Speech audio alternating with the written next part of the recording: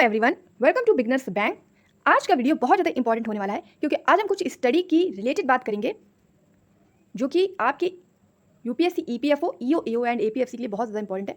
जैसा कि आप सभी जानते हैं कि अभी हाल ही में यूपीएससी सीएससी यानी कि civil services examination IAS prelims का एग्जामिनेशन हुआ, जो कि काफ़ी टफ आया और टफ होने के कारण काफ़ी जो स्टूडेंट्स यूपीएससी का एग्ज़ाम दे करके आए हैं और उन्होंने साथ के साथ ईपीएफओ का फॉर्म भी भरा हुआ है, चाहे वो ईओ एओ के लिए हो या फिर एपीएफसी के लिए हो, तो वो काफ़ी टेंस हैं, बहुत ज़्यादा परेशान हैं कि जब आईएएस का पेपर ही इतना हार्ड आया है तो कहीं ऐसा ना हो कि ईपीएफओ का पेपर भी इसी तरीके से आए। और जब एक पेपर खराब जाता है तो कहीं हद तक इंसान काफ़ी परेशान होता है, काफ़ी टेंस होता है और उसको ऐसा ही लगने लगता है कि इतनी मेहनत करना बेकार है क्योंकि परिणाम तो कुछ निकल के नहीं आ रहा। तो उसी से रिलेटेड हम इस वीडियो में देखने वाले हैं कि हम मिल करके समझेंगे, जानेंगे कि हमें क्या करना चाहिए और एक ईजी स्टडी प्लान को यहाँ पर हम एग्जीक्यूट करने की कोशिश करेंगे। पहले बनाएंगे फिर उसे एग्जीक्यूट करेंगे। और आपको मैंने स्ट्रैटेजी वाले वीडियो में भी बताया था कि सबसे पहले आपको अपने ऊपर बर्डन नहीं लेना है। जब भी कोई एग्जाम देना है आपको मान के चलना है कि आप बेस्ट हैं, यू आर द बेस्ट।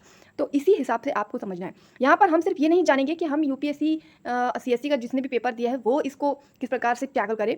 इसके साथ हम ये भी समझेंगे कि हमें इस पेपर से परेशान होने की बजाय ये समझना चाहिए कि हम इससे क्या क्या सीख सकते हैं, क्या हम ऐसा सीख सकते हैं जिसे इम्प्लीमेंट हम ईपीएफओ के एग्जाम के लिए कर सकते हैं और ईपीएफओ को हम क्रैक कर सकते हैं। तो चलिए इसी के बारे में हम डिटेल में बात करेंगे। सबसे पहले आप यहाँ समझिएगा कि मैंने यहाँ पर एक पूरा चार्ट बनाया है कि जो ये यूपीएससी सीएससी यानी कि आईएएस का जो प्रीलिम्स एग्ज़ाम हुआ है इससे हम क्या क्या सीख सकते हैं। तो हमने यहाँ पे अलग अलग सब्जेक्ट से कितने कितने क्वेश्चन आए हैं, यानी कितने कितने क्वेश्चन लगभग आए हैं, हमने एक चार्ट बनाया है। सबसे पहले इस चार्ट को हम समझेंगे। देखिए, आर्ट एंड कल्चर से 5 क्वेश्चन तो देखने को मिले हैं, 5 to 6 भी हो सकते हैं, बट हम यहाँ लगभग की बात कर रहे हैं। एंसाइंट हिस्ट्री से यहाँ 4 क्वेश्चन देखने को मिले हैं, मेडिवल हिस्ट्री से 3 मिले हैं, लेकिन हमें अब ईपीएफओ के प्रोस्पेक्टिव से समझने की कोशिश करनी है। तो ईपीएफओ में ईओ एओ की अगर हम बात करें तो आर्ट एंड कल्चर एक इंपॉर्टेंट टॉपिक है और आप देख रहे हैं कि यहाँ पे 5 क्वेश्चन देखने को मिले हैं। इसका लेवल क्या है ये भी अभी हम देखने वाले हैं। इसके अलावा EPFO, EO AO and APFC दोनों में ही मॉडर्न इंडिया आने वाला है और मॉडर्न इंडिया से क्या क्वेश्चन बन रहे हैं आप देख पा रहे हैं कि 9 क्वेश्चन देखे गए हैं। तो ये बहुत ज़्यादा इंपॉर्टेंट टॉपिक है, इसको आप मिस नहीं कर सकते। ये आप इस एग्ज़ाम के थ्रू समझ सकते हैं। हमें परेशान नहीं होना है, हमें समझना है कि हम इस एग्ज़ाम से क्या समझ सकते हैं और किस प्रकार आगे के एग्ज़ाम को प्रिपेयर कर सकते हैं। इसके अलावा जो पोस्ट इंडिपेंडेंस है, यानी इंडिपेंडेंस के बाद के जो भी सिचुएशन हुई है उससे रिलेटेड यहाँ पर 2 क्वेश्चन देखने को मिले हैं। जियोग्राफी से 4 मिले हैं, लेकिन आपके काम का नहीं है इसलिए मैं यहाँ पे इसे टिक नहीं कर रही हूँ। लेकिन हाँ, अगर आप नेक्स्ट ईयर आईएएस की प्रिपरेशन कर रहे हैं तो आपको ये सब कुछ जानना ज़रूरी है। वर्ल्ड जियोग्राफी की बात करें तो 3 क्वेश्चन देखने को मिले हैं। साइंस एंड टेक की बात करें तो 4 क्वेश्चन यहाँ पर देखने को मिले हैं। अब हम साइंस की अगर बात करें तो बायोलॉजी हमारी EPFO, EO AO and APFC में आने वाला है, क्योंकि जनरल साइंस सब्जेक्ट है और जनरल साइंस में हमारा क्या आता है, बायोलॉजी, फिजिक्स एंड केमिस्ट्री। तो हमें एक एक को देखना है। बायोलॉजी से हमें 6 क्वेश्चन देखने को मिले, तो आप यहाँ ये भी समझ पाएंगे कि आपको बायोलॉजी को ज़्यादा पढ़ना है, फिजिक्स को ज़्यादा पढ़ना है या केमिस्ट्री को ज़्यादा पढ़ना है। तो आप यहाँ ध्यान दे पा रहे हैं कि बायोलॉजी से 6 क्वेश्चन आए हैं। तो यहाँ पर आपने आर्ट एंड कल्चर को देख लिया for the APFC, modern India और पोस्ट इंडिपेंडेंस को देख लिया कि यहाँ पे 11 क्वेश्चन आ रहे हैं, एंड बायोलॉजी को आपने देख लिया कि 6 क्वेश्चन आ रहे हैं। हम यहाँ पे ईपीएफओ एंड एपीएफसी की बात कर रहे हैं और ओवरऑल अगर आप आईएएस की बात करें तो ये सारे क्वेश्चन आपको देखने को मिले हैं इस एग्ज़ाम में। इसके साथ फिजिक्स से जो हमारे क्वेश्चन आने वाले हैं वो आप देख रहे हैं कि 3 आए हैं और केमिस्ट्री से 4। तो आप देख रहे हैं कि बायोलॉजी से सबसे ज़्यादा है। बायोलॉजी से कितने आए थे, आपने अभी प्रीवियस स्लाइड में देखा, बायोलॉजी से 6 क्वेश्चन आए थे। तो बायोलॉजी को ज़्यादा आपको ध्यान देना है ईपीएफओ एंड एपीएफसी के लिए। फिजिक्स एंड केमिस्ट्री को थोड़ा ध्यान आप दे लेंगे तो आपका काम चल जाएगा। इकोनॉमिक्स बहुत ज़्यादा इंपॉर्टेंट है for the APFC and EO AO दोनों के लिए। आप देख पा रहे हैं कि जब आईएएस में ही 15 क्वेश्चन पूछे जा सकते हैं तो ईपीएफओ एंड ईओ एओ के लिए कितने क्वेश्चन यहाँ पूछे जा सकते हैं, आप मान के चलिए 10 से 12 तो आने ही आने हैं। पॉलिटी आपके में आने वाला है, पॉलिटी से आप देख सकते हैं कि 16 क्वेश्चन पूछे गए हैं। तो इकोनॉमिक्स एंड पॉलिटी बहुत ज़्यादा इंपॉर्टेंट है, हिस्ट्री से भी ऊपर इसको समझिए आप, पॉलिटी एंड इकोनॉमिक्स को। एग्रीकल्चर की हम बात करें तो 4 क्वेश्चन देखने को मिल रहे हैं यहाँ। जनरल नॉलेज से यहाँ 2 क्वेश्चन देखने को मिल रहे हैं। इकोलॉजी इन्वायरमेंट से यहाँ 10 क्वेश्चन देखने को मिल रहे हैं। और जो सबसे बड़ी समस्या हर एग्जाम के लिए स्टूडेंट्स की होती है वो है हमारा करंट अफेयर्स, जिससे बहुत ज़्यादा परेशान होते हैं कि इसको कैसे तैयार करना है, कितना तैयार करना है। हालांकि मैंने स्ट्रेटजी वाले वीडियो में भी बताया था कि करंट अफेयर्स आपको कितना तैयार करना चाहिए ईओ एओ एंड एपीएफसी के लिए और कैसे तैयार करना चाहिए। अगर नहीं देखा तो उस वीडियो को जरूर देख लें। तो आप करंट अफेयर से देख रहे हैं कि यूपीएससी सीएससी आईएएस में 5 क्वेश्चन आपको देखने को मिले हैं। तो इस तरह आप एक ओवरव्यू ले सकते हैं कि क्वेश्चन को किस प्रकार पूछा गया है, किस सब्जेक्ट का जो वेटेज है वो ज़्यादा है। आप देख पा रहे हैं इकोनॉमिक्स, पॉलिटी, हिस्ट्री को किसी भी हाल में आप कम मत समझिएगा। ऐसा मत कीजिएगा कि आप ईपीएफओ के लिए इंडस्ट्रियल रिलेशन को ही पढ़ते रह जाएं, सोशल सिक्योरिटी को ही पढ़ते रह जाएं, अकाउंटिंग को ही पढ़ते रह जाएं, और जो ये economics, polity, current affairs, history, art and culture जो इंपॉर्टेंट है उसे आप कहीं ना कहीं मिस कर दें। ऐसी गलती बिल्कुल मत कीजिएगा, क्योंकि काफ़ी ज़्यादा क्वेश्चन आ रहे हैं और इतने क्वेश्चन को छोड़ पाना हम लोग अफोर्ड नहीं करते। चलिए, अब ये तो हमने देख लिया कि क्वेश्चन क्या क्या पूछे जा रहे हैं। तो हमने एक अभी अपना क्राइटेरिया कवर कर लिया, यानी यूपीएससी सीएससी का जो एग्जाम जो हमें टेंस कर रहा था उससे हमने सीख लिया है कि हमें आगे कैसे ईओ के लिए इसके थ्रू प्रिपेयर होना है। अब हम क्वेश्चन का पैटर्न भी एक बार देख लेते हैं, क्वेश्चन पूछे कैसे गए हैं, ताकि हम अपनी तैयारी को और बेहतरीन कर सकें, क्योंकि अभी भी हमारे पास 30 डेज हैं और 30 डेज में हम अपनी तैयारी को बेहतरीन कर सकते हैं।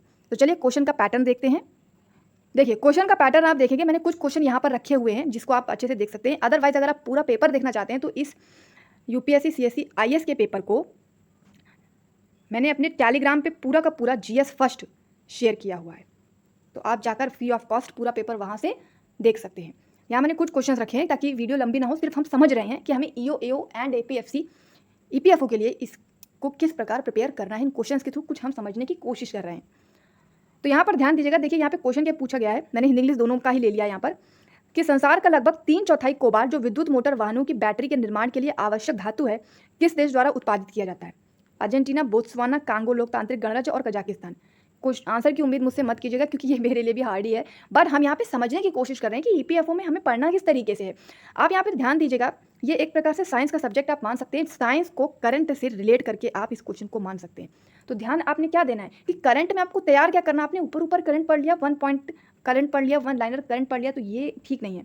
आपको मैंने लास्ट स्ट्रैटेजी वाले वीडियो में बताया था कि करंट अफेयर्स वीकली तैयार कीजिए या फिर मंथली तैयार कीजिए, किसी भी चैनल से आप कीजिए, बट इसको वीकली और मंथली कीजिए, तभी ये अंदर तक की चीज़ों को आप अच्छे से जान पाएंगे। कोई चीज़ हो रही है, अगर कोबाल्ट मिल रहा है कहीं पर, तो वो कहाँ पे मिल रहा है, कितनी मात्रा में मिल रहा है, वहाँ मिलने का कारण क्या है, ये सब कुछ जानने की कोशिश कीजिए आप। तो इस तरह आपको साइंस को ध्यान देना है एज अ करंट के साथ जोड़कर। इस क्वेश्चन से आप ये समझ सकते हैं। चलिए नेक्स्ट पे हम आते हैं। नेक्स्ट में आप देखेंगे बहुत इंपॉर्टेंट क्वेश्चन यहाँ पे पूछा गया है कि संक्रामक इन्वेंसिव जीव जाति स्पीसीज विशेषज्ञ समूह जो वैश्विक संक्रामक जीव जाति डेटाबेस विकसित करता है, निम्नलिखित में से किस संगठन से संबंधित है? अंतर्राष्ट्रीय प्राकृतिक संरक्षण संघ, the International Union for Conservation of Nature, संयुक्त राष्ट्र पर्यावरण कार्यक्रम, the United Nation environmental program, संयुक्त राष्ट्र का पर्यावरण एवं विकास पर विश्व आयोग, the United Nation World Commission for environment and development, प्रकृति के लिए विश्वव्यापी निधि, the World Wide Fund for nature.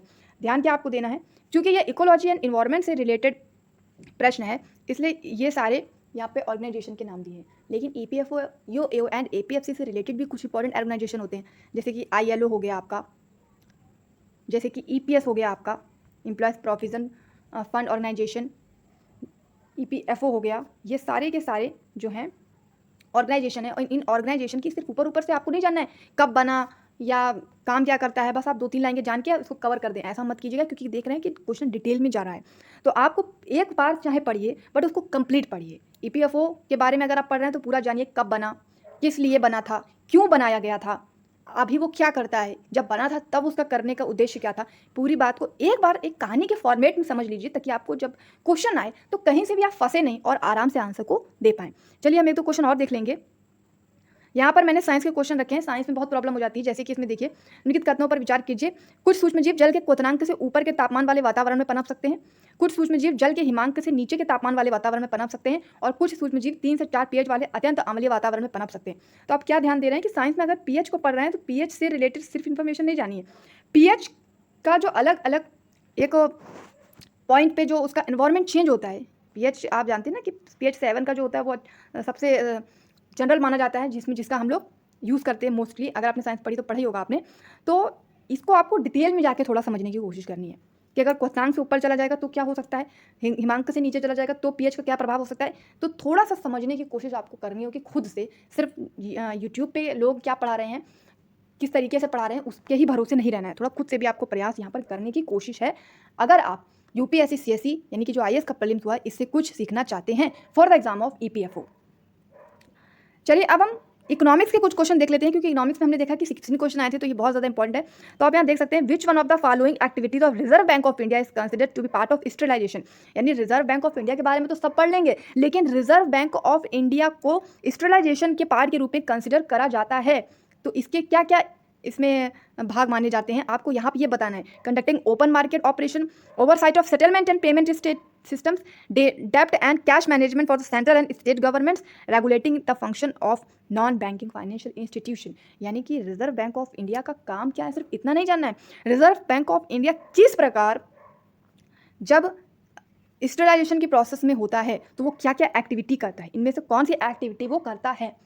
समझ पा रहे हैं? ये नहीं बस आपने पढ़ लिया कि रिजर्व बैंक का जो निर्माण हुआ था वो 1935 में हुआ था और रिजर्व बैंक एक हिल्टन आयोग कमीशन के आधार पर बनाई। मतलब इतना ये ऊपर ऊपर कर तो सब जान लेते हैं ना, आपको थोड़ा डीप में जाना पड़ेगा। यही सिखाता है आपको ये आईएएस का एग्जाम। अब हम यहाँ पर इकोनॉमिक्स का एक और क्वेश्चन देख लेते हैं। Consider the following market: government bond market, call money market, treasury bill market, stock market. How many of the above are included in capital market. यानी इनमें से कौन सा कैपिटल मार्केट में आता है? Only 1, only 2, only 3 and 4। तो ये आपको जानना पड़ेगा कि कैपिटल मार्केट के अंदर अंदर कौन कौन सी चीज़ें आती हैं। कैपिटल आप समझ सकते हैं पूंजी वाला मार्केट, तो पूंजी वाले मार्केट में कौन कौन सी ये इनमें से चीज़ें आएंगी, ये जानना पड़ेगा आपको। तो इकोनॉमिक्स को थोड़ा डेप्थ में जाके आपको पढ़ना पड़ेगा, आप इनसे ये समझ पा रहे होंगे। अब चलिए हम कुछ क्वेश्चन पॉलिटी के भी देख लेते हैं, क्योंकि पॉलिटी से भी 50 क्वेश्चन आने वाले हैं।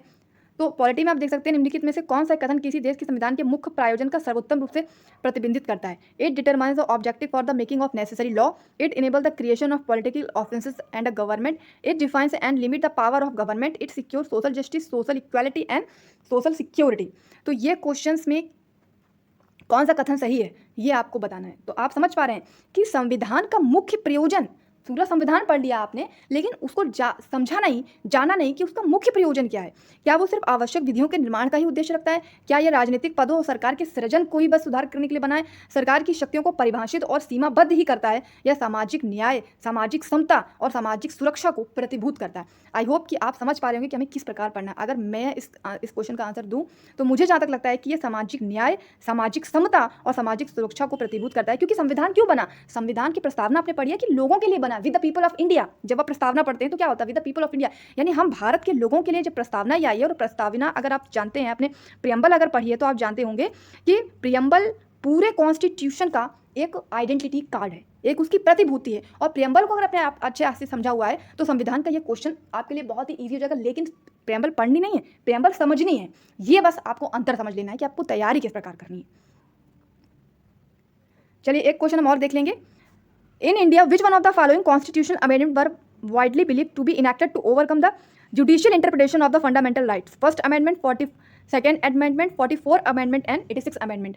यानी भारत की जो न्यायिक व्याख्या है इसको अधिभूत करने का कौन सा संविधान संशोधन निमित्त किया गया? आपको ये अगर आता है तो प्लीज़ कमेंट में बताइएगा, नहीं आता तो बस आप समझ लीजिए कि तैयारी किस प्रकार करनी है। तो बस इस तरीके से अगर आप अपनी तैयारी करेंगे, EPFO की तैयारी के लिए अगर आप थोड़ा सा UPSC CSE के क्वेश्चंस को समझने की कोशिश करेंगे तो आप जान पाएंगे कि ऊपर से अगर आपने पढ़ लिया तो हो सकता है कि आपको एग्जाम में थोड़ी सी प्रॉब्लम हो जाए। बट अगर एक बार, चाहे आपको अगर समय कम लगता है तो जो मैराथन्स हैं उन्हें लगाइए, या जो 25-26 मिनट के मेरे भी वीडियो मैंने बनाए हुए हैं, 25-26 मिनट के वीडियो हैं, बट उसमें हम डिटेल में कोशिश करते हैं। चाहे आप हमारे IR के वीडियो देख लीजिए, इंडस्ट्रियल रिलेशन के, चाहे आप हमारे सोशल सिक्योरिटी स्कीम्स के वीडियो देख लीजिए, चाहे हमारे अकाउंटिंग के वीडियो देख लीजिए, चाहे हमारे मॉडर्न हिस्ट्री के वीडियो देख लीजिए, चाहे हमारे कल्चर एंड हेरिटेज के वीडियो देख लीजिए। जो वीडियो तो शॉर्ट है बट हम कोशिश उसमें किसी भी चीज़ को डिटेल में समझने की करते हैं। और अगर आप मैराथन से पढ़ना चाहें तो आप किसी भी चैनल की मैराथन को पढ़ लीजिए। तो डिटेल में समझेंगे तो ज़रूर आप इस EPFO को पास कर पाएंगे। आई होप कि आप मेरी बात अच्छे से समझ गए हैं कि आपको किस प्रकार अपनी तैयारी करनी है। ध्यान रखिएगा कि डिटेल में हर टॉपिक को पढ़िएगा। कोई भी टॉपिक पर ये मत पढ़िए कि ज़्यादा पढ़ लें, ये पढ़िए कि चाहे कम ही पढ़ाओ लेकिन उसे कंप्लीट पढ़ाओ। यदि वो आए तो वो आपका छूटना नहीं चाहिए। और वैसे तो आपके पास समय है, चाहे तो आप पूरा का पूरा कंप्लीट भी कर सकते हैं। वीडियो यदि पसंद आया हो आपको और समझ में आया हो ढंग से कि मैं आपको क्या बताना चाहती हूँ तो प्लीज़ वीडियो को एक लाइक जरूर कीजिए, अपने फ्रेंड सर्कल में से शेयर कीजिए, खास तौर पर उनके साथ शेयर कीजिए जो IAS का एग्जाम देके आ चुके हैं और EPFO, EOA एंड APFC की तैयारी कर रहे हैं और काफ़ी टेंस मूड में हैं। तो प्लीज़ इस वीडियो को जरूर से शेयर कीजिए। ध्यान रखिए आप बेस्ट है, पॉजिटिव अपने आप को थोड़ा सा समझ करके चलिए तो आप काम अपना बना लेंगे। तो अगर आपको वीडियो पसंद आया है तो प्लीज़ वीडियो को लाइक शेयर कीजिए, चैनल पर नए हैं तो चैनल को सब्सक्राइब कीजिए। और ये लास्ट चांस है आपके पास EPFO APFC के लिए। अगर आप कंप्लीट PDF पैकेज लेना चाहते हैं 499 में, तो आप इन टॉपिक्स की कंप्लीट PDF आपको मिल जाएगी 499 में। और EO AO के लिए लेना चाहते हैं तो इन सब्जेक्ट्स की आपको कंप्लीट PDF मिल जाएगी 399 में। अगर किसी एक सब्जेक्ट की आप PDF लेना चाहते हैं, मान लीजिए सिर्फ इंडस्ट्रियल रिलेशन की PDF लेना चाहते हैं, केवल कल्चर हेरिटेज की PDF लेना चाहते हैं, तो एक सब्जेक्ट की PDF के लिए आपको 200 पे करना होगा। इसके लिए आप ईमेल पे मुझे संपर्क करें। ईमेल का जो लिंक है वो आपको डिस्क्रिप्शन में मिल जाएगा। साथ में आप टेलीग्राम को जरूर ज्वाइन कर लें, जिसमें हमारी फ्री PDF आपको लगातार मिलती रहेंगी। तो वीडियो अच्छा लगा तो लाइक शेयर कीजिए। मिलते हैं नेक्स्ट वीडियो में। Thank you.